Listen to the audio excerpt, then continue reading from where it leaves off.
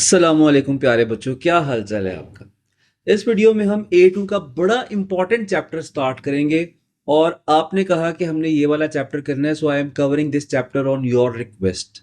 So the name of chapter is oscillations and the type of motion जो हमने इस video में पढ़ना है that is called simple harmonic motion, right. अब नाम से लगता है कि ये कोई बड़ा सिंपल मोशन होगा, ठीक है, लेकिन इसकी कॉम्प्लेक्सिटी या इसकी इनसाइट्स इतनी है कि आपको बहुत डेप्थ में अगर इसकी इनसाइट हो, इसका नॉलेज हो, तो फिर आप इसके क्वेश्चंस अटेम्प्ट कर सकते हैं और हम इसकी कोर तक अंडरस्टैंडिंग इस वीडियो में लेंगे, right. So what is oscillations, हम जरा सिलेबस पे देखते हैं। Syllabus says that understand and use the term displacement, amplitude, period, frequency, angular frequency, and phase difference in context of oscillations and express the period in terms of both frequency and angular frequency. ठीक है। Understand simple harmonic motion under when acceleration is proportional to displacement from fixed point and in opposite direction. ठीक है। इस syllabus को पढ़ने से हमारे दिमाग में कुछ भी अंडरस्टैंडेबल चीज नहीं है, ठीक है। ये सिलेबस जो है थोड़ा सा वेग लगता है आपको। So what actually is simple harmonic motion, let's make things a bit easy for, ठीक है। जब आपके लिए चीजें आसान होगी then it will be very understandable. तो मैं स्टार्ट करता हूं कि simple harmonic motion, physically motion होता कैसा है बच्चों। It is simply a to and fro motion, to and fro motion. इसका मतलब यह है कि एक ऑब्जेक्ट अपने फिक्स पॉइंट के अबाउट वाइब्रेट कर रहा है, so we can call it a vibratory motion, ठीक है। About a fix point, about a fixed point, और it can be referred as oscillatory motion और ऑसिलेशंस, ठीक है। अब आप लोगों ने इस बात को अंडरस्टैंड करना है कि वाइब्रेशंस और ऑसिलेशन, ये जो दो टर्म्स हैं, वाइब्रेटरी मोशन और oscillation, they are interchangeable terms, they have same meaning. So what actually simple harmonic motion बच्चों, in simple harmonic motion an object moves back and forth, it moves to and fro about its own mean position, ठीक है। अपनी ही position के about ये vibrate करता है। So what are few examples of simple harmonic motion. हम straight away examples पे क्यों आ रहे हैं? हम स्ट्रेट अवे एग्जांपल्स पे इस वजह से आ रहे हैं कि अगर आपको इसकी एग्जांपल्स पता होंगी तो आपको इसके पढ़ने में इंटरेस्ट डेवलप होगा ना, कि what actually we are going to learn in this video, right.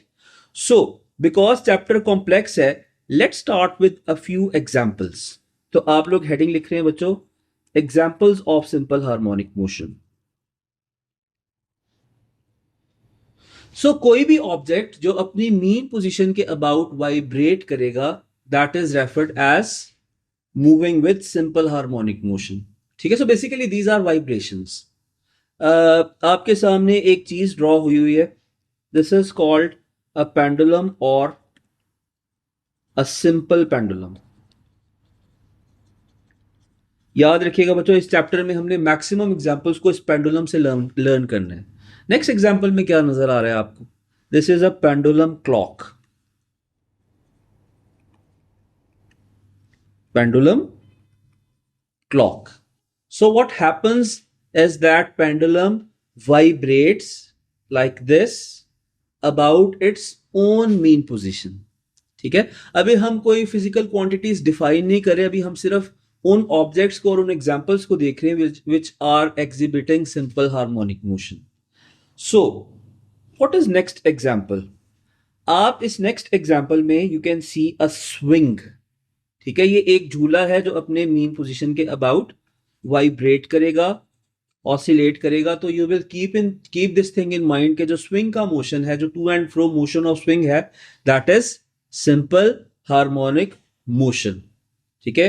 The next you have this chair, this chair is called as rocking chair, ठीक है। अगर एक पर्सन इसके ऊपर बैठ के मूव कर रहा है तो उसका मोशन भी ऐसे back and forth motion, that motion is also referred as simple harmonic motion. Then you have this thing, this is called, आप लोगों ने इसको A1 में भी पढ़ा हुआ है, this is called tuning fork. So tuning fork is another example of simple harmonic motion. Then you have this system, this is called as mass spring system. Mass spring system. What happens is कि आपने एक spring के साथ एक mess को attach किया है, और अगर आप मैस को नीचे डिस्प्लेस करेंगे और रिलीज करेंगे, so this mass will start moving up and down, it will start vibrating up and down about its mean position, so its motion is also referred as simple harmonic motion. ठीक है? अच्छा, हम कुछ और examples लिखते हैं यहां पर सिंपल हार्मोनिक मोशन की. So one example includes diaphragm of a loudspeaker. Diaphragm of loudspeaker. ठीक है, जब लाउड स्पीकर साउंड प्रोड्यूस करता है तो उसकी diaphragm back and fourth vibrate करती है, and that motion is simple harmonic motion. One other example is shock absorber of car. Shock absorbers of a car. ठीक है, जब हम कार में जाते हैं तो अगर हमारी गाड़ी किसी बम्प से पास होती है तो थोड़ी सी अप एंड डाउन वाइब्रेट होती है, बिकॉज वो स्टिफ नहीं है, उसकी सस्पेंशन है. That's why suspension provides us cushion, और वो थोड़ा सा इस तरह से ऑसिलेट करती है. So suspension system of car or shock absorber of car is another example of simple harmonic motion. Then you can write another example. For example, particles of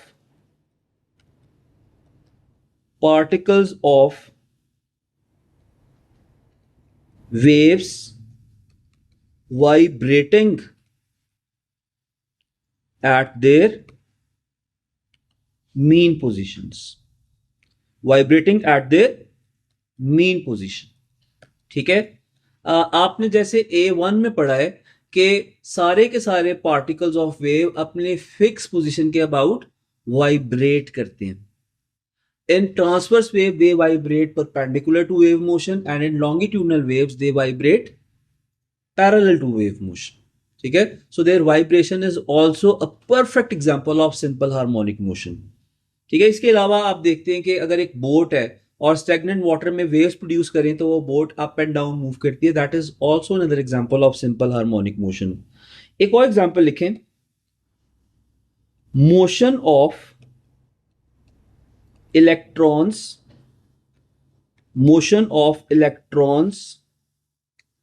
in a wire carrying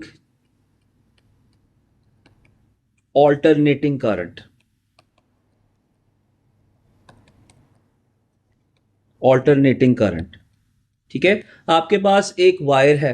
ठीक है, उस wire के अंदर जब alternating current जो है flow करेगा तो फ्री इलेक्ट्रॉन्स आगे मूव होंगे, बैक मूव होंगे, आगे मूव होंगे, बैक मूव होंगे. So their motion is simple harmonic motion. So now we understand some of the terminologies which are related to simple harmonic motion. ठीक है, अच्छा बच्चों, इसके नॉलेज का कंप्लीट इनसाइट लेने से पहले आपको कुछ टर्मिनोलॉजीज का ऑलरेडी पता होना चाहिए. ठीक है, अगर वो आपको टर्मिनोलॉजीज पता होंगी तो आपके लिए सिंपल हार्मोनिक मोशन अंडरस्टैंड करना काफी आसान हो जाएगा. So the first terminology is, लिखे शाबाश, time period. Time period is represented by symbol capital T.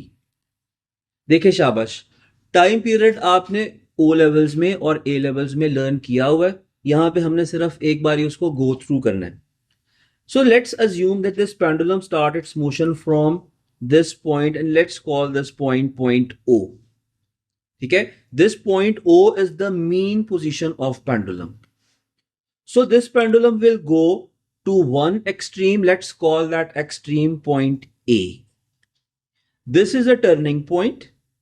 इस टर्निंग पॉइंट पर इसकी वेलोसिटी इंस्टेंटेनियसली जीरो होती है. It takes turn and then it starts coming back, और अपनी मीन पोजीशन से मैक्सिमम वेलोसिटी से पास होगा और इधर जाएगा. This is the second extreme and let's call this position B, और दोबारा रिटर्न होगा. ठीक है.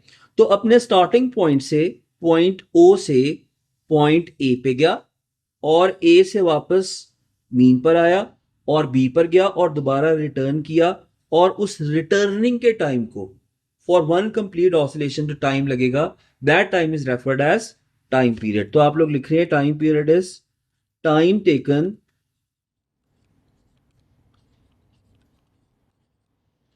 To complete, time taken to complete one oscillation. Time taken to complete one oscillation या one swing या one complete vibration. Right? So what is the SI unit of time period? Time period is measured in seconds. याद रखिएगा कि time period is always represented by symbol capital T. All other times are represented by symbol small t, but time period is represented by symbol capital T. Shabash. So the next term that we have to discuss is frequency. Frequency is represented by symbol small f. Right? What is frequency? Frequency is number of swings या number of oscillations per unit time. अच्छा, आप पर second नहीं लिखेंगे because definition में seconds नहीं लिखते, unit को डेफिनेशन में इंक्लूड नहीं करते, आप डेफिनेशन में सिर्फ फिजिकल क्वांटिटीज लिखते हैं. So frequency is number of oscillations per unit time. So 1 second में जितने swings complete होंगे, it can be half swing, it can be one complete swing, it can be thousands of swings या thousands of complete oscillations. That is called as frequency. So the formula of frequency is equal to 1 divided by time period. ठीक है. जो waves में formula use होता है वही formula यहां पर भी यूज होगा.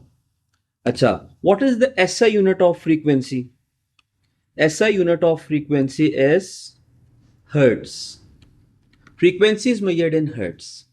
And then you will write angular velocity या angular frequency. As you know from circular motion that angular velocity का symbol W होता है and it is pronounced as omega. ठीक है. So the formula of angular velocity is either it is theta divided by time, ठीक है, but for one complete oscillation,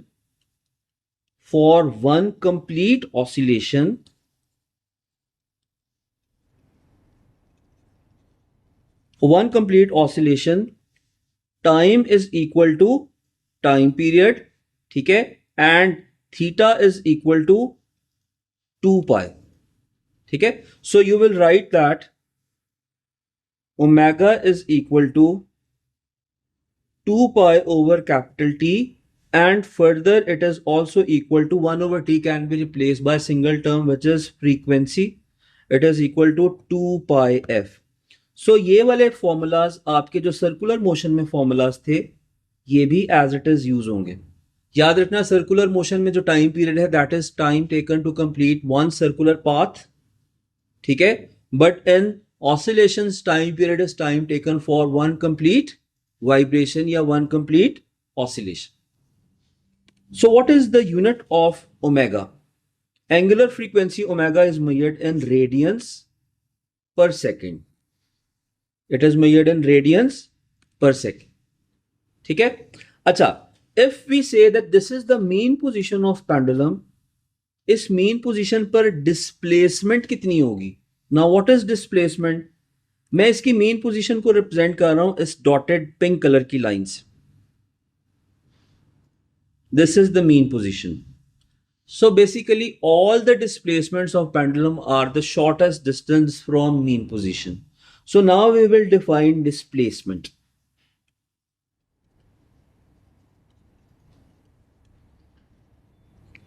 Displacement of any object moving with simple harmonic motion is shortest distance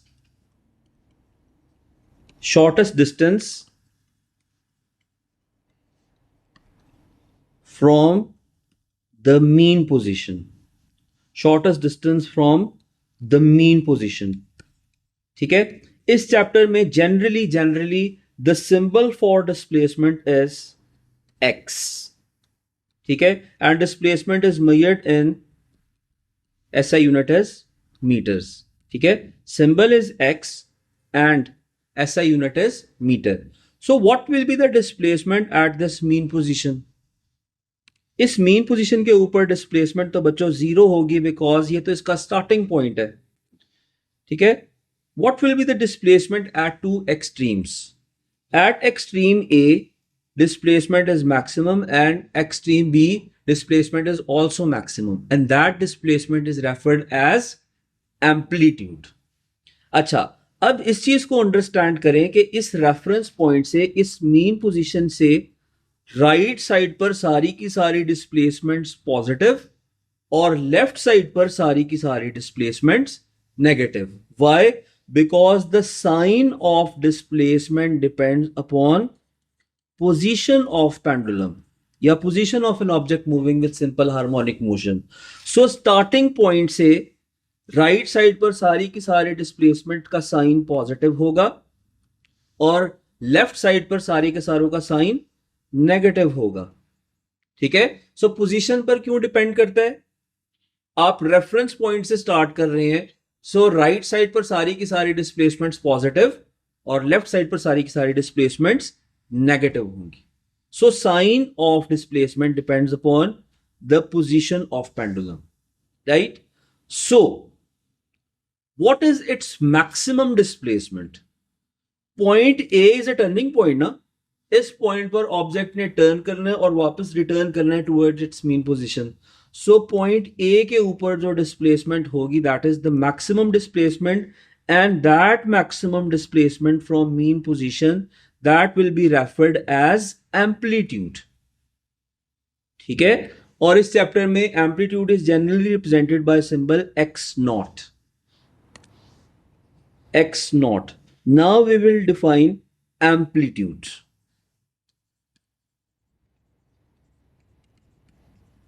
amplitude का symbol है x naught. So amplitude of object moving with simple harmonic motion is its maximum displacement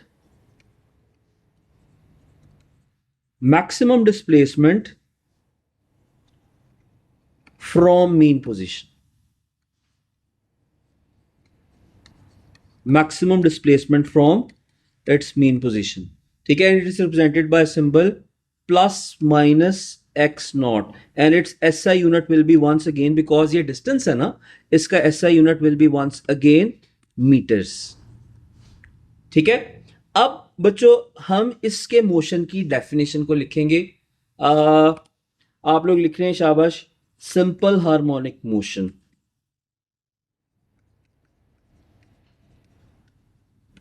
simple harmonic motion. ठीक है, सो इसकी definition लिखे, शाबाश. Simple harmonic motion is a periodic motion. Periodic motion about a mean position,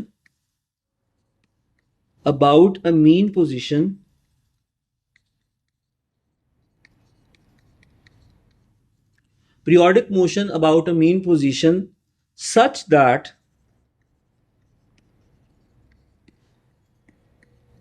acceleration is directly proportional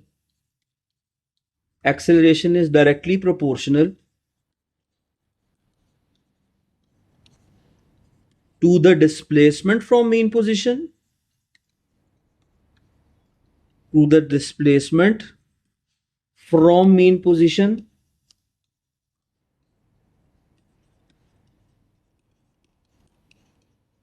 and acceleration always point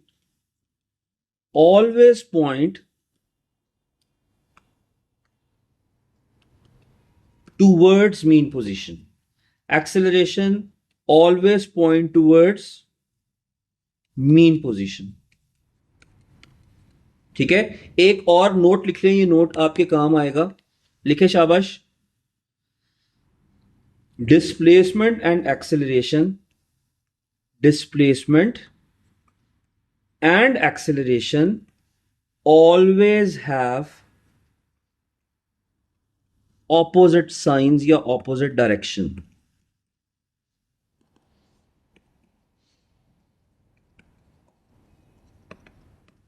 ठीक है। अच्छा बच्चों, अब अगर हमने इस डेफिनेशन को अंडरस्टैंड करना है तो वो शायद एक वीडियो में हम अंडरस्टैंड ना कर सके, हमने ग्रेजुअली बिल्डअप करना है। ये चैप्टर जल्दी जल्दी में नहीं हो सकता, आपने मेरे साथ ग्रेजुअली चलना है, आपने थोड़ा सा सब्र और तहम्मुल से मेरे साथ चलना है। सो इसकी डेफिनेशन को, इसको ब्रेक करते हैं जरा। मैं इसको 3 पार्ट्स में ब्रेक करूंगा और ये डेफिनेशन तो अभी हमें समझ ही नहीं आएगी कि व्हाट इज हैपनिंग। सारा कुछ जो इसके अंदर हो रहा है, I will prove you everything with the help of mathematical formula जब हम डायग्राम पे आएंगे। अभी सिर्फ मुझे इसको ब्रेक करने दें आपके लिए। इस डेफिनेशन को देख के परेशान नहीं होना आप, सिर्फ आपने इसको मेरे साथ अंडरस्टैंड करना है। मैंने आपको पहले ही बताया, आपको स्टेप बाय स्टेप चलना पड़ेगा। सो अ पीरियोडिक मोशन, कोई चीज पीरियोडिक क्या होती है? पीरियोडिक वो चीज होती है जो कि ऑन गोइंग चीज होती है, ठीक है, रेपिटेटिव चीज होती है। आप एक पेंडुलम को मीन पोजीशन एक्सट्रीम पोजीशन से रिलीज करें, वो वाइब्रेट होता रहेगा, ठीक है। हाँ, एयर फ्रिक्शन की वजह से वो ग्रेजुअली स्लो डाउन होके शायद रुक जाए, लेकिन theoretically that will keep on vibrating forever. So it is a periodic motion about mean position। ठीक है, आप देख सकते हैं कि इस पेंडुलम के केस में there is a mean position जहां पर डिस्प्लेसमेंट 0 है। So it is a periodic motion about a mean position such that acceleration is directly proportional to displacement। This is the other part of definition that जो भी object simple harmonic motion से move करेगा उसकी acceleration is directly proportional to displacement from mean position. ठीक है, and always points, acceleration always point towards mean position. सो इसकी acceleration mean position की तरफ पॉइंट करेगी। मैंने आपको कहा था displacement and acceleration always have opposite science, तो उसके लिए मुझे किसी एक क्वांटिटी को माइनस साइन से मल्टीप्लाई करना पड़ेगा, राइट। अच्छा, now what is the significance of this minus sign? अभी के लिए सिर्फ ये सिग्निफिकेंस है कि acceleration and displacement have opposite signs. क्यों, उसके डिस्क्रिप्शन भी बाद में आएगी। So whenever we convert the sign of proportionality into sign of equality, आपके पास कांस्टेंट ऑफ प्रोपोर्शनैलिटी आ जाता है। So in this case, the constant of proportionality is omega square. So the equation becomes acceleration is equal to minus omega square x, right? Acceleration is equal to minus omega square x. This equation is the general equation of simple harmonic motion. अब मैं हर बारी पूरा नहीं लिखूंगा simple harmonic motion, आपने exam में पूरा लिखना है। मैं इसकी शॉर्ट फॉर्म लिखूंगा SHM, right. So this upper thing, acceleration is proportional to negative of displacement. This is called condition of simple harmonic motion and this equation is called general equation of simple harmonic motion. अब ये equation आई कहां से? इतनी simple नहीं है, ठीक है। इस इक्वेशन के लिए हमें बहुत ज्यादा एफर्ट करनी पड़ेगी, ठीक है, और वो सारी की सारी एफर्ट हम नेक्स्ट वीडियो में करेंगे। So for that stay tuned. इस वीडियो में हमने सिर्फ एक टच लिया है कि सिंपल हार्मोनिक मोशन होता क्या, और उसकी मैंने आपको बेशुमार एग्जांपल समझाई है। सो इसको अंडरस्टैंड करने के लिए you have to see the next parts of simple harmonic motion. For that, stay tuned. Thank you.